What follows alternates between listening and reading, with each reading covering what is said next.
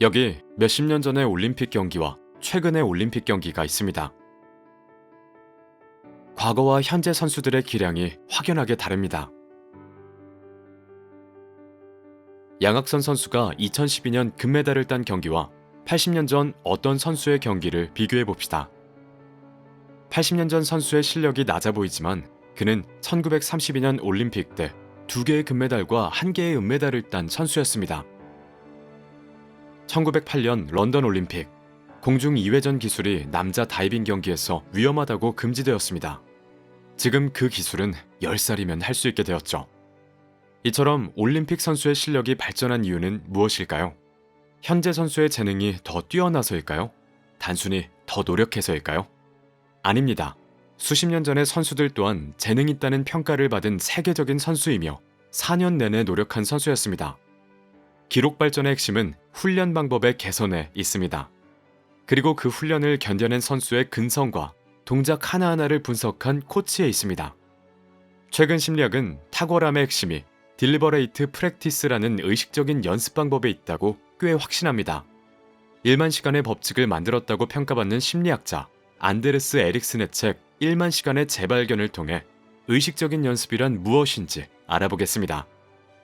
우리가 최고가 되지 못한 이유는 노력이나 재능보다는 제대로 연습하지 않았기 때문입니다. 왜 제대로 연습하지 않은 걸까요? 그건 우리가 올바른 방법이 무엇인지 몰랐기 때문이고 누군가가 당신에게 제대로 된 훈련 방법을 알려주지 않아서이고 우리 제멋대로 연습했기 때문입니다. 무엇보다 우리는 다음과 같은 이유로 탁월해지지 못합니다. 헛된 노력을 했기 때문에, 그럭저럭 할만하다 싶을 때부터 그럭저럭 연습했기 때문에, 연습을 재미있게만 해서, 피드백 없이 혼자 만족하며 연습해서. 그래서 지금부터 알려드리고자 합니다. 어떻게 연습하면 일이든 취미든 지금보다 훨씬 탁월하게 할 수 있는지를. 꽤 과학적으로 연구되고 검증된 이야기니 한번 들어보세요. 의식적인 연습이란 것이 있습니다. 그냥 멋대로 하는 연습과 구분하기 위한 말로 정말로 집중하면서 한계를 넘는 목적을 달성하기 위한 연습을 의미합니다. 의식적인 연습은 세밀하게 설계된 훈련 방법으로 자신의 한계를 계속 부딪히며 실력을 개선하는 것을 말합니다. 의식적인 연습의 대표적인 특징은 다음과 같습니다. 첫 번째, 현재 능력을 살짝 넘어서는 한계를 추구한다. 우리가 어떤 일을 그저 그렇게 잘하는 이유는 어느 정도 배웠다고 생각하면 더 이상 한계에 도전하지 않기 때문입니다. 당신이 취미로 하는 한 가지를 생각해 봅시다. 그 취미를 처음 배울 때는 꽤 힘들었을 겁니다. 모든 것이 새롭고 그래서 모든 것의 한계를 부딪히면서 배워나갔을 것입니다. 조금해도 실력이 느니 재밌기도 하죠. 하지만 입문을 지나고 실력이 중급이 되었을 때는 이제 연습이 재미가 없습니다. 한계에 부딪히는 것 자체가 너무 힘들고 실력도 잘 늘지 않습니다. 그래서 혼자 하는 연습은 대충 하고 취미를 즐기기 시작하죠. 친구들과 재미삼아 붙어보기도 하고 지금 딱 잘하는 만큼 반복하며 즐깁니다. 하지만 어떤 일을 탁월하게 잘하기 위해서는 계속 한계를 추구해야 하죠. 조용히 연습하면서 자신의 취약점을 관찰하고 그 취약점을 보완할 때까지 수백, 수천 번이 되었든 계속 연습해야 됩니다. 한계에 부딪히지 않고 그저 지난달, 지난주 연습했던 것을 생각 없이 반복하면 실력이 과연 늘까요? 두 번째, 연습은 명확한 목표를 달성하기 위해 진행된다. 골프 연습을 갑니다. 드라이브 샷을 조금 연습합니다. 뭔가 자세가 전체적으로 불안정한 것 같아 자세를 조금씩 바꾸어가며 연습합니다. 퍼팅도 수십 번 연습해봅니다. 그럭저럭 공이 들어갑니다. 2시간 연습했고 땀도 많이 흘렸습니다. 만족스럽네요. 자, 이렇게 연습하면 딱 현상 유지만 됩니다. 프로가 되기는 어렵죠. 연습 포인트가 없기 때문입니다. 제대로 실력을 향상하기 위해서는 제대로 된 목표가 필요합니다. 오늘은 하루 종일 어떤 한 부분만 죽어라 연습해서 고치겠다. 이런 접근이 필요합니다. 분명하게 개선할 점을 딱 하나만 정해서 그것이 완벽하게 고쳐질 때까지 연습해야 합니다. 세 번째, 의식적인 연습은 많이 힘들다. 솔직히 말해 당신이 어떤 일을 즐기면서 하고 있다면 그건 당신이 그 일을 대충 하고 있다는 의미입니다. 괜찮습니다. 저도 남들도 대충 하면서 현상 유지를 하고 있으니까요. 하지만 탁월해지기 위해서는 의식적인 연습을 해야 합니다.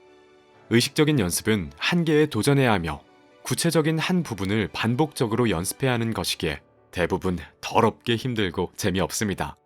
아무리 음악을 즐기고 체육을 즐기는 사람이라 할지라도 이 의식적인 연습은 정신적으로나 육체적으로 고통스럽습니다.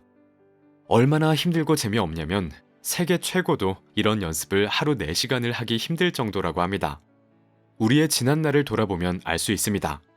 진짜로 몰입하며 계속해서 한계에 부딪혔던 연습 시간이 4시간 이상인 적이 있는가요? 네 번째, 피드백이 필수적이다. 한계에 계속 도전하려면 피드백이 필요합니다.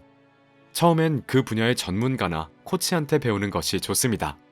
자신만의 취약점을 파악해주고 어떤 부분만을 훈련해야 하는지 알려주기 때문이죠.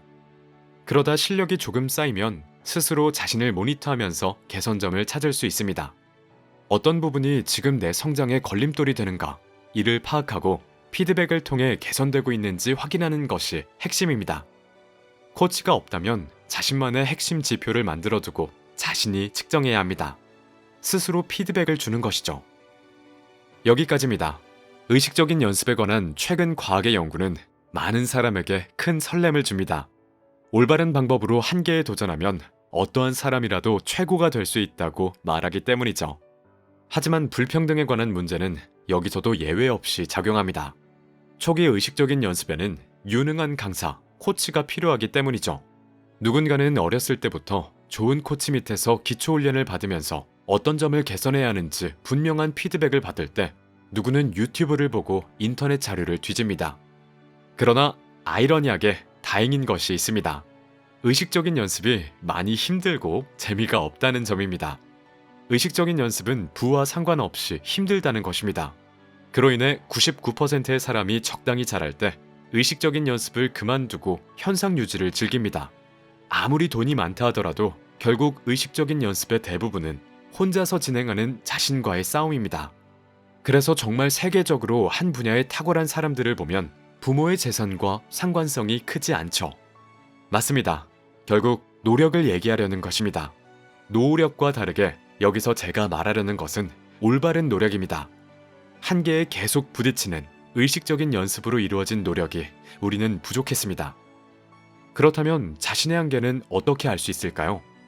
실패하는 것에 있습니다. 우리가 한계라는 표현을 썼을 때 그 의미는 도달할 수 없는 경계입니다. 즉, 실패한 지점이죠. 그래서 실패는 해도 좋은 게 아니라 해야만 하는 것입니다. 작은 실패를 여러 번 해보고 그로부터 어떤 것을 개선해야 하는지 알아야 합니다.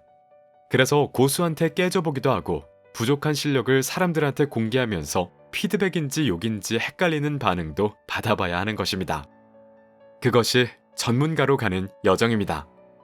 그리고 그 길을 걷는 우리에게 마지막으로 필요한 건 실패해도 괜찮다라는 용기와 결국 난 해낼 것이라는 확신입니다.